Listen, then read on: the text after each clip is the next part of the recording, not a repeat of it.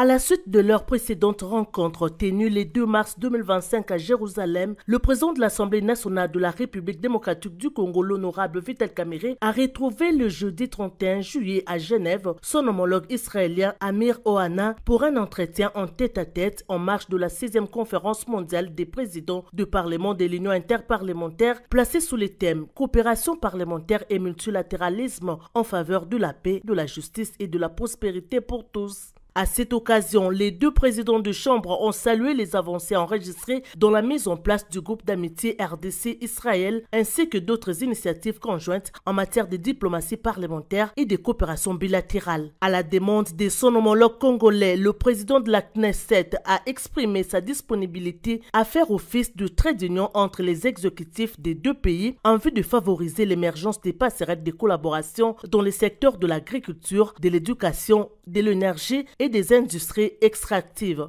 La question des conflits armés en République démocratique du Congo et au Moyen-Orient a également retenu l'attention des deux personnalités qui ont réaffirmé leur engagement commun à la paix et à la recherche des solutions durables aux crises qui affectent leur peuple. Ils ont souligné certaines similitudes structurelles entre les deux conflits, lesquels appellent une mobilisation internationale accrue ainsi qu'une lecture lucide et concertée des enjeux sécuritaires régionaux au regard de leurs répercussions sur la stabilité globale. Les deux parlementaires se sont accordés sur la nécessité de capitaliser les acquis de cette 6e conférence mondiale des présidents du Parlement, en particulier en ce qui concerne les défis sécuritaires propres à chacun de leurs pays. À cet effet, une mission parlementaire de la Knesset à Kinshasa a été envisagée. Peu avant de quitter Genève, le président de l'Assemblée nationale Vital Kamerhe a assisté à la session marquant la clôture de la 6e conférence mondiale des présidents des parlements, dont la prochaine session se tiendra en 2030. Qui ont été consultés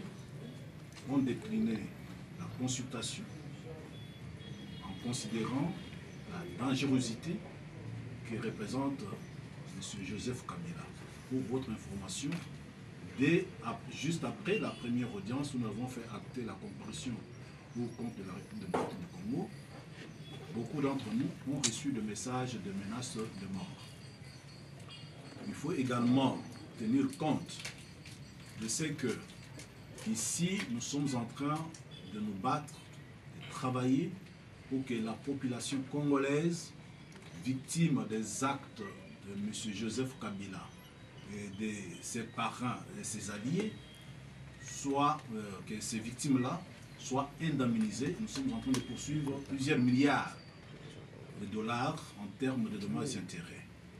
Notez, pas plus longtemps qu'au mois de mars, le 7 et le 8, vous avez vu circuler sur la toile les communiqués de presse émis par l'ancien ministre de la Justice, Constant Mutamba, qui offrait 4 millions de dollars pour quiconque arrêterait Pero Luara et 4 millions de dollars pour quiconque arrêterait Corneille Nanga et Bertrand de 6 mois. Et la sommation de ce que nous avons demandé n'arrive pas à 4 millions, juste pour l'arrestation. Or, on peut arrêter quelqu'un, le juger pour ne pas le condamner. Mais ici, nous sommes en train de poursuivre la condamnation aux dommages et intérêts. Donc, cette base-là, tous ceux qui passent par rapport à 4 millions, 8 millions, juste pour l'arrestation, et les avocats sont modestes parce qu'ils ont demandé moins, tout calcul confondu, moins de 3 millions de dollars. Il faut tenir compte que maintenant, là, les avocats sont en train de faire les avances. Nous avons envoyé de collaborateurs en province. Il faut les loger. Il faut assurer leurs conditions de sécurité. Et d'abord, on n'a rien touché, c'est l'effet de cabinet que nous avons exposé. Et tenez compte que dans ces zones-là, ces collaborateurs, que ce soit ceux qui sont sur place, que ce soit ceux qui ont quitté Kinshasa pour se rendre dans ce lieu-là, il y a des mesures de sécurité particulières qu'il faut reprendre. Il faut également noter que ces honoraires postulés, ce n'est pas par avocat, c'est par cabinet. Et donc, quand vous avez vu 7 avocats qui comparaissent là, c'est 7 cabinets et nous avons demandé à nos collaborateurs qui sont avec nous de ne pas comparaître pour ne pas encombrer la barre de la haute communautaire. Et ils sont en train de travailler.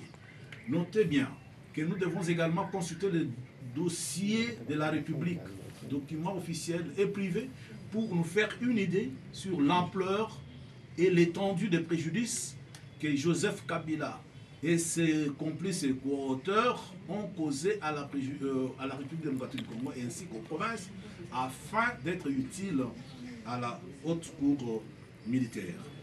Alors, tout ça, tout compte fait, nous avons estimé en patriote arrêter notre note d'honoraires à des proportions qui soient acceptables. Donc, ce n'est pas exorbitant. Et je pense que Pero Louara, qui est en train de relayer l'information, qu'il se souvienne qu'il y avait 4 millions pour lui seul, juste pour l'arrêter. Mais ici, nous, on n'est pas en train d'arrêter, on est en train de concourir au jugement et à des condamnations à des dommages et intérêts de plusieurs milliards de dollars au profit non seulement de la République, mais également des victimes des actes perpétrés par Joseph Kabila